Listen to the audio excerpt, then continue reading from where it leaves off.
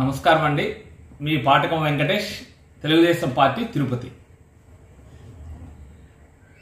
ఈరోజు మన గౌరవ ముఖ్యమంత్రి వర్యులు శ్రీ నారా చంద్రబాబు నాయుడు గారు రతన్ టాటా ఇన్నోవేషన్ హబ్ని ప్రారంభించడం మన రాష్ట్రంలోనే నూతన అధ్యాయానికి శ్రీకారం చుట్టినట్టు అవుతుంది. ముఖ్యంగా యువతుల కళలను సాకారం చేసుకోవడానికి, వాళ్ళలో ఉండే సృజనాత్మకమైన ఆలోచనలను రూపుదిద్దుకోవడానికి ఈ ఇన్నోవేషన్ క్లబ్ ఏర్పడుతుంది.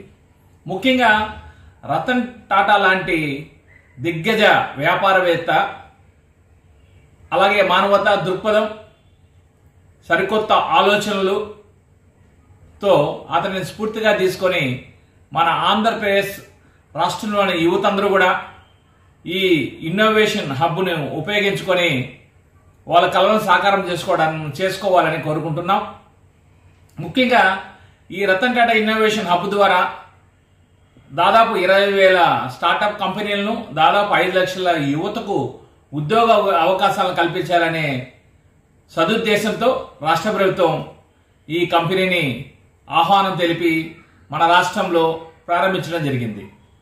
రాష్ట్రంలో ప్రతి ఇంటిలో ఒక పారిశ్రామికవేత్త ఉండాలనే చంద్రబాబు గారి యొక్క లక్ష్యానికి ఈ హబ్ ఒక పునాదిరాయిగా నిలుస్తుంది.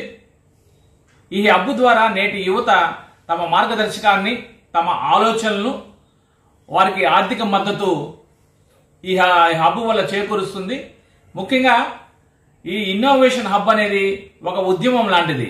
ఈ ఉద్యమంలో నేటి యువత, విద్యార్థులు అందరూ పాల్గొని దేశాన్ని, రాష్ట్రాన్ని మార్చి ప్రపంచంలోనే గొప్ప ఇన్స్పిరేషన్ గల యువతగా మీరందరూ భాగస్వామ్యం అవ్వాలని మనసారా కోరుకుంటూ